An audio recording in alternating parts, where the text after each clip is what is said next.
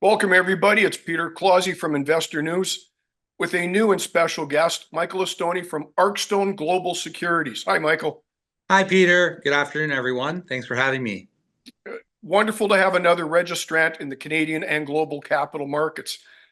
Tell us a little something about ArcStone and how you came to be. Thanks, Peter. So we're a boutique investment bank, cross-border financial service firm. We're about 20 partners here in Toronto, spread across Vancouver and Montreal as well. We are investment banking mid-market companies from 20 million all the way up to 500 million. We're doing a lot of cross-border work with our partners at Kingswood. We're full service, everything from equity to M&A to debt to reverse takeovers to early seed rounds with partner capital and family office capital. And so we're really excited. We're very passionate about what we do and just been having a great time doing it. So I first ran into ArcStone at the PDAC, the mining show, last year. I think I was at Jump having some snacks, and the team was just coming together then. Since then, you've been registered as an EMD, right? That's right. EMD and a FINRA broker-dealer based out of New York that we acquired.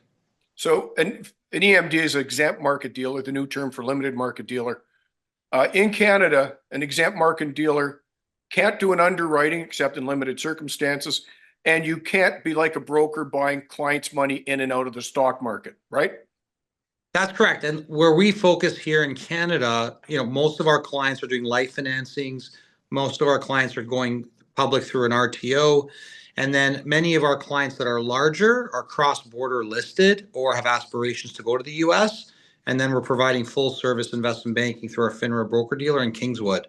So we're pretty well covered, but they are in the process of actually submitting an application for an IROC dealer, which should be done in the next 12 to 18 months. It's not IROC anymore. It has that new name. Cairo.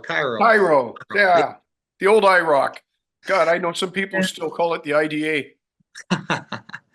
Lots of changes happening. It's very dynamic. And look, we're seeing the market change. New firms are coming from the US here in Canada. Some Canadian boutiques are closing and consolidating and merging with bigger shops. So all that to say is more and more options are required for public companies. And as we see more and more capital flock to the US and more liquidity happen on the NASDAQ and NYSE, being cross-border for us is paramount to what we're doing. And why do you think firms are consolidating? I have a theory, but I'd like to hear yours first. As the global landscape changes, we need more tools to help public companies. Gone are the days of having a 10-person boutique employee-owned firm in Canada. The markets have changed with crowdfunding, Reg A's, Reg D's, reverse mergers into NASDAQ shells, direct listings into the US, uplistings. And so you need more tools. You need more toolkits. You need greater pools of capital to service your clients. And that you're seeing, more and more professionals migrate to bigger platforms with more capability, which is why we ended up partnering up with our partners at Kingswood. My theory is that within the Canadian regulatory regime, there's just too much regulation and no small shop can afford to carry it. And that drives the consolidation of the front ends. And I agree. And I think that's where we will see, and our thesis was the investment bank of the future, right? Waiting for bought deals to happen in the Canadian ECM business and not having other services, we think is a dinosaur business. Our investment bank and our firm is set up much more dynamically. We're in our private capital markets business is thriving. We have a venture fund that's based out of Texas where we're deploying partner capital. We've made investments in financing companies in our ecosystem. So we made a minority investment in a company called Issuance, which is a fintech company supporting crowdfunding and Reg A's. We are getting more into family office networking and conference events.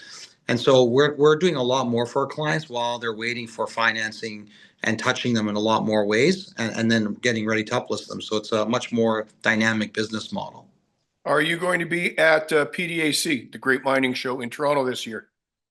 We are going to be at PDAC. We're doing our second annual cocktail reception, ArcStone Kingswood. Invites are actually going out this week. We'll be working with the Investor News at their booth and doing interviews there. So this guy. There we go. Looking forward to it. Is Kingswood having a booth, did you say? Both ArcStone and Kingswood will be at the investor news booth with Tracy. We'll be hosting some interviews. So yeah, there'll be lots of action. That booth is always a busy place. It's kind of the center of operations for many people. So you'll see a lot of people if you're hanging out there.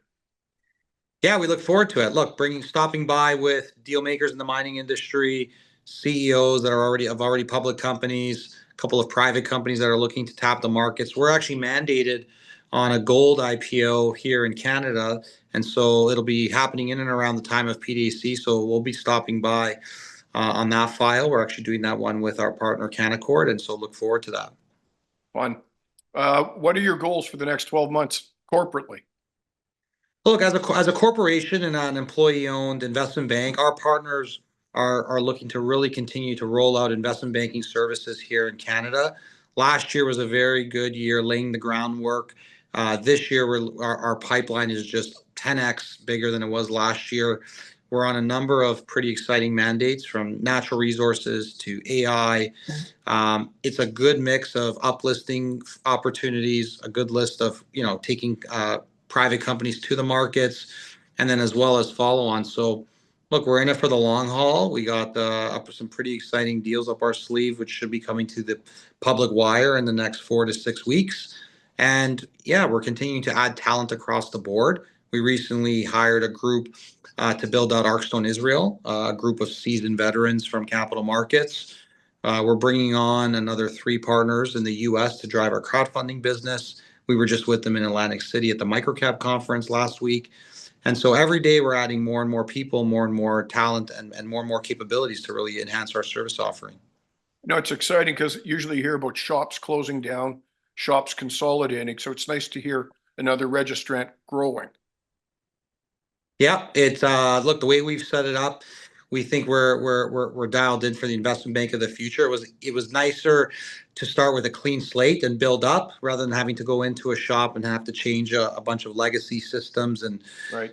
structures. The Kingswood partnership was transformational for us to give us a full back end in the US, and our crowdfunding business that we acquired from ArcView Capital, again, a whole new vertical silo that not a lot of Canadian firms have exposure to, which we're just seeing a lot more liquidity. Excellent. Okay, well, look, I'll see you at the mining show in a few weeks in person, and I'll be bumping into some of your other partners. I thank you for your time today. Thanks a lot. Thanks for having me.